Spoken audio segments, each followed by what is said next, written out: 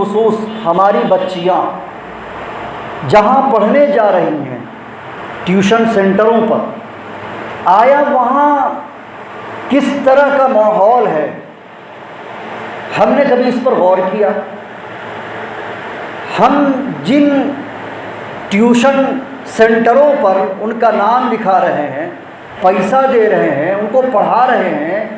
کہیں ایسا تو نہیں ہے کہ یہ تعلیم تو پا رہی ہے لیکن اسی کے ساتھ ساتھ اس کے دل سے کفر کی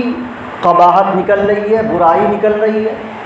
اسلام سے دوری پیدا ہو رہی ہے؟ کہیں ایسا تو نہیں؟ کبھی ہم نے غور نہیں کیا۔ ہمیں غور آج کی اس لیے یہ بات میں کہہ رہا ہوں کہ آپ حضرات توجہ دیں، جن کی بچیاں ٹیوشن سینٹروں پہ جاتی ہیں یا دوسرے جگہ جاتی ہیں اور وہ غیروں کے ہیں، تو انہیں توجہ دینے کی ضرورت ہے کہ انہی ٹیوشن سینٹروں پر مورتی بیٹھائی جاتی اور پھر ان سے پوجا کے نام پر پیسے وصول کیے جاتے ہیں، سیلیبریٹ کرنے کے لیے، جشن منانے کے لیے۔ تو وہ سیلیبریشن منائیں یا کچھ بھی کریں، جشن منائیں، وہ ان کا مسلک ہے، لیکن ایک مسلمان بچے اور بچیوں سے پوجا کے نام پر پیسہ وصول کرنا اور پھر ان بچے بچیوں کا اس مجلس میں جانا اور مورتیوں کے ساتھ فوٹو کھنچانا اور پھر اسٹیٹس پر اس کو لگانا اور اس کو شائع کرنا، یاد رکھیے کہ یہ کفر کی اشاعت ہے، یہ شرک کی ترویج ہے، شرک کی تبلیغ ہے، اور اس میں برابر کے ہم بھی شریک ہوں گے گناہ میں، ہمارے ماں باپ بھی گناہ میں شریک ہوں گے۔ یہ اس بات کو یاد رکھیں۔ ہمیں کئی جگہوں سے خبریں ملی کہ ہماری بچیاں جو ادھر جاتی ہیں، وہاں پہلے تو ایسا ہوتا تھا کہ 15 اگست یا 26 جنوری کے موقع سے میوزک بجایا جاتا تھا، گانے بجائے جاتے تھے اور اسی پہ تھوڑا تھوڑا ڈانس ہو گیا یا تھوڑا سا وہ انجوائے کر لیا، بس یہ معاملہ تھا۔ تو ہم نے سوچا کہ بھائی گاؤں کے لوگ توجہ دیں گے، بات ختم ہو جائے گی، لیکن ایسا لگتا ہے کہ پورا اکٹھا یتیم ہے اور پورا اکٹھا ایک دوسرے سے لا تعلق ہے، اور ایسا لگتا ہے کہ کوئی کسی کو کسی سے کوئی مطلب ہی نہیں، چاہے وہ نجی زندگی میں کچھ کر رہا ہو یا اجتماعی زندگی میں کچھ کر رہا ہو، یعنی کوئی کسی کو کوئی سروکار نہیں ہے، نہ ہمارے ذمہ دار کو کوئی سروکار ہے، نہ ہمارے گارجین کو کوئی سروکار ہے، نہ ہمارے دوسرے طبقہ کے لوگوں کو کوئی سروکار ہے۔ تو اس وقت بھی مجھے برا لگتا تھا، لیکن میں نے کہا لوگ توجہ دیں گے، بات ختم ہو جائے گی۔ لیکن آہستہ آہستہ دیکھیے کہ اس مرتبہ اس تہوار کے موقع سے، ابھی جو تہوار گزرا ہے ان کا، اس موقع سے کئی خبریں ہمیں موصول ہوئیں کہ اس طرح کیا گیا ہے ٹیوشن سینٹروں پر۔ اور دوسری ایک بات تو یہ ہوئی، دوسری بات یہ ہے کہ آپ توجہ دیں ذرا، فجر کی نماز کے بعد لوگ ابھی مسجدوں سے نکل رہے ہوتے ہیں یا 5-10 منٹ ہوا ہوتا ہے، اور وہ نیم بالغ لڑکیاں اور کچھ بالغ لڑکیاں بھی بن سنور کر ٹیوشن کے لیے جاتی ہیں۔ آخر وہ پہلے اٹھی ہوں گی، آپ کبھی توجہ دیتے ہیں اس پر کہ آیا یہ بچیاں اپنے گھر میں جو اٹھی ہیں تو یہ فجر کی نماز پڑھی ہے یا نہیں پڑھی ہے؟ ٹیوشن کے لیے اتنی فکر ہوئی کہ وہ صبح سویرے اٹھی اور ٹیوشن کے لیے جا رہی ہے، لیکن جس اللہ نے، جس خالق کائنات نے اتنی ساری نعمتیں انہیں دی ہیں، جس نے پیدا کیا ہے، اس کی طرف کبھی توجہ نہیں گئی۔ تو اس پر بھی توجہ دینے کی ہمیں ضرورت ہے۔ اللہ کے نبی صلی اللہ علیہ وسلم نے ویسے تو ایک حدیث میں ارشاد فرما دیا تھا، حضرت جابر رضی اللہ تعالیٰ عنہ نے ایک فرمایا، وہ راوی ہیں، فرماتے ہیں کہ سمعت رسول اللہ صلی اللہ علیہ وسلم یقول ان الناس دخلوا فی دین اللہ افواجا وسیخرجون افواجا کہ آج تو تم دیکھ رہے ہو کہ لوگ اللہ کے دین میں، مذہب اسلام میں دلقہ گوشت، حلقہ بگوش اسلام ہو رہے ہیں، فوج در فوج آ رہے ہیں، داخل ہو رہے ہیں۔ ان قریب وہ زمانہ آئے گا کہ لوگ اسی دائرہ اسلام سے فوج در فوج خارج ہوں گے، ان کا اخراج ہوگا، نکل جائیں گے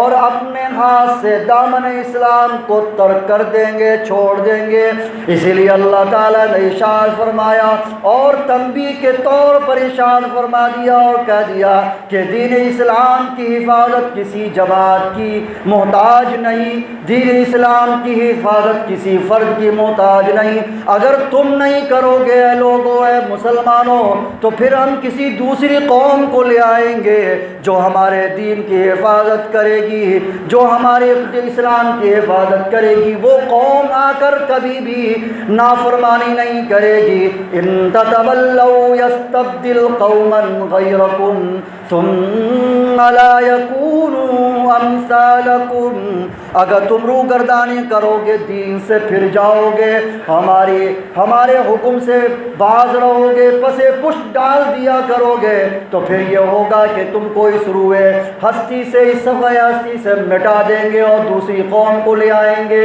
اور جس کو میں نے خطبے میں پڑھا، ارشاد فرمایا اللہ تعالیٰ نے، یا ایھا الذین آمنوا من یرتد منکم عن دینہ، اے وہ لوگوں جو ایمان لا چکے ہو، سنو، غور سے سنو، دھیان دو کہ تم میں سے جو شخص بھی اپنے دین سے پھر جائے گا، ارتداد کا شکار ہو جائے گا، دامن اسلام کو ہاتھ سے چھوڑ دے گا، فسوف یأتی اللہ بقوم، تو اللہ تعالیٰ ایک ایسی قوم کو لے آئے گا کہ یحبہم ویحبون،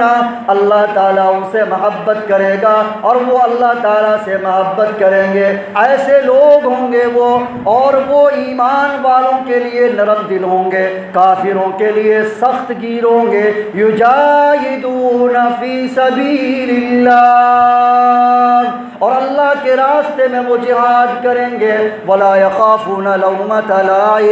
اور کسی ملامت کرنے والے کی ملامت کی وہ پرواہ نہیں کریں گے، اندیشہ نہیں کریں گے، کسی سے نہیں ڈریں گے۔ ذالک فضل اللہ یؤتیہ من یشاء، یہ اللہ کا فضل ہے، وہ جسے چاہتا ہے دے دیتا ہے، جس کو چاہتا ہے ہدایت دے دیتا ہے، جس کو چاہتا ہے وہ اس کو گمراہ کر دیتا ہے۔ کوئی کسی کا پرسان حال نہیں، اس سلسلے میں کوئی کچھ کر نہیں سکتا۔ اسی لیے ہمیں چاہیے مسلمانوں کہ ہمیں چاہیے کہ ہم اللہ سے راہ راست پر استقامت کی توفیق مانگتے رہیں۔ ہمیں اس جانب توجہ دینے کی خاص ضرورت ہے کہ آیا ہم کہاں جا رہے ہیں، ہمارے بچے کہاں جا رہے ہیں، ہماری بچیاں کہاں جا رہی ہیں۔ اس لیے بہت زیادہ ضرورت ہے کہ اس جانب ہم توجہ دیں۔ اور کیا ضرورت ہے، میں تو یہ کہتا ہوں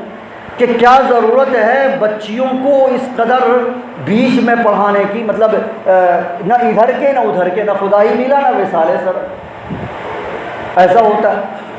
عام طور پر اکٹھا میں جو ہے یا اعتراف میں جو بچیاں پڑھ رہی ہیں، کیا ہے، ہاں جو باہر ہیں ڈاکٹرز بن رہی ہیں، انجینئرز بن رہی ہیں، الگ چیز ہے، وہاں بھی احتیاط ضروری ہے کہ مخلوط تعلیم نہ ہو۔ لیکن یہاں میٹرک بہت ہوا تھا، انٹر، بس بات ختم ہو گئی۔ تو اس سے تو بہتر ہے کہ وہ بچیاں جو پڑھ رہی ہیں، پڑھ کر کے آ کر کے گھریلو ذمہ داریاں ہی نبھا رہی ہیں، تو ہمیں کون سی، مطلب سمجھ میں نہیں آتا میں کیا کہوں کہ پھر ہم کیوں ڈالتے ہیں وہاں، کہ ہم ان کے ایمان کو اور عقیدے کو خراب کریں۔ ایمان اور عقیدے کو خراب کرنے کے لیے ہم کیوں ڈال رہے ہیں پھر وہاں؟ اس لیے کہ اگر اس کے پاس میٹرک اور انٹر کی ڈگری ہوگی تو رشتہ اچھا ہو جائے گا، شادی کسی اچھے گھر میں ہو جائے گی۔ تو یاد رکھیے کہ جوڑے آسمانوں پہ بنتے ہیں، اور اس بات کو یاد رکھیے کہ اچھی پڑھی لکھی بھی ویسی پھر رہی ہیں، مارا M A double M A Urdu English holder, degree holder عورتوں کو میں نے دیکھا ہے سرگرداں پھرتے ہوئے، حیران ہوتے ہوئے ایک بات یاد رکھ لیں گے،